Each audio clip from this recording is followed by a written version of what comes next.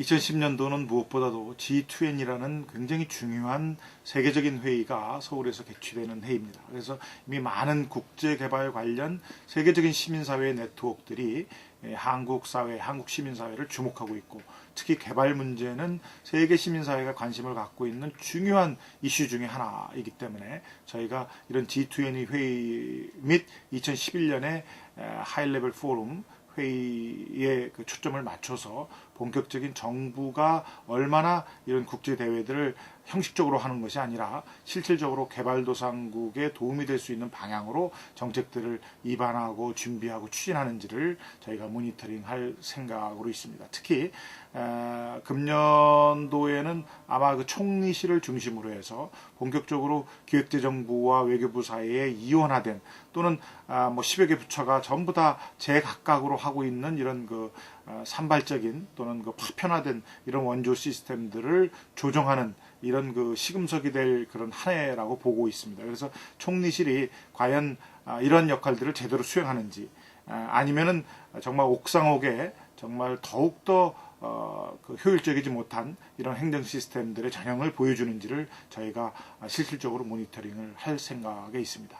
그 다음에 두 번째는 우리가 개발 대안 활동들을 본격적으로 펼치기 위해서 많은 유사한 그런 사례 연구들, 또한 그 번역 작업들, 또한 정책 보고서 작업들, 이런 것들을 축적할 생각으로 있고요. 그 다음에 저희가 아름다운 재단의 공모사업에 응모를 해서 하나 된 것이 있는데, 그것이 이제 아시아 지역, 특히 라오스를 대상으로 해서 현장 중심의 모니터링과 평가 사업들을 청년 전문가들을 육성해서 본격적으로 시행할 그럴 계획에 있습니다.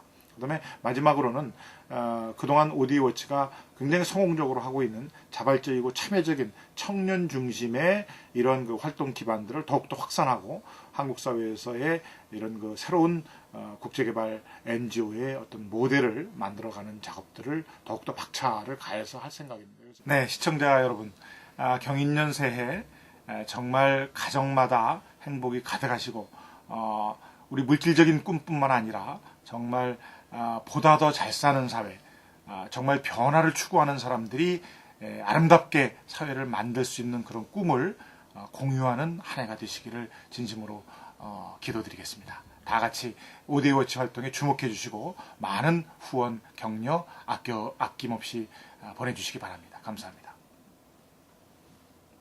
끝으로 경희대 NGO 대학원 손혁상 교수를 만나봤습니다.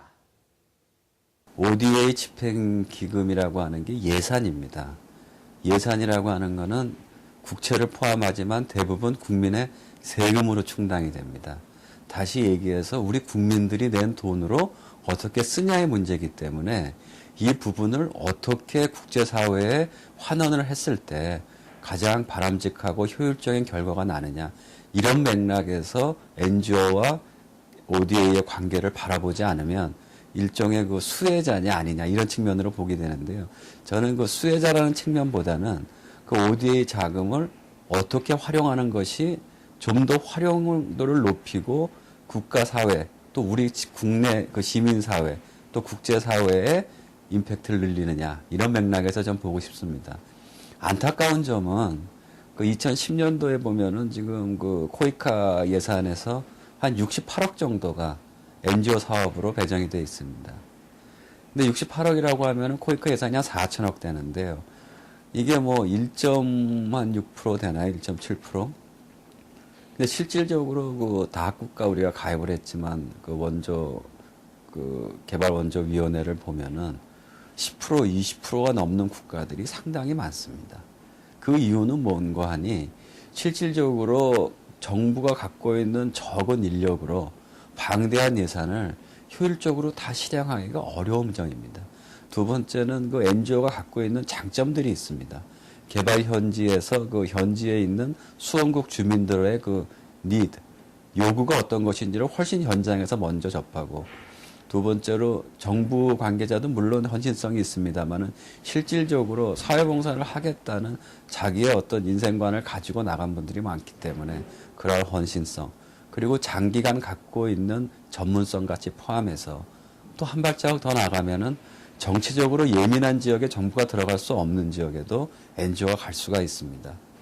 이런 여러 가지 가지고 있는 긍정적인 측면이기 때문에 그 ODA 예산을 시민사회를 통해서 집행하는 거에는 저는 굉장히 중요한 일이고 전적으로 우리가 그 방향을 강해서 가야 된다고 생각합니다. 하지만 지금 한국 사회에서의 문제가 뭐냐면은 그 개발 NGO의 경험이라고 하는 것이 몇몇 단체를 제외하고는 굉장히 일천합니다. 다시 얘기해서 그 예산을 집행하는 쪽에서 볼 때는 시민사회를 통해서 예산이 집행이 됐을 때, 그러니까 ODA 사업을 개발 NGO를 통해서 집행을 했을 때 그 결과물을 담보할 수 있겠느냐 하는 우려를 하고 있습니다. 다시 얘기해서 규모와 전문성에 관해서, 그리고 어떻게 보면은 그 어카운터빌리티라고 하죠.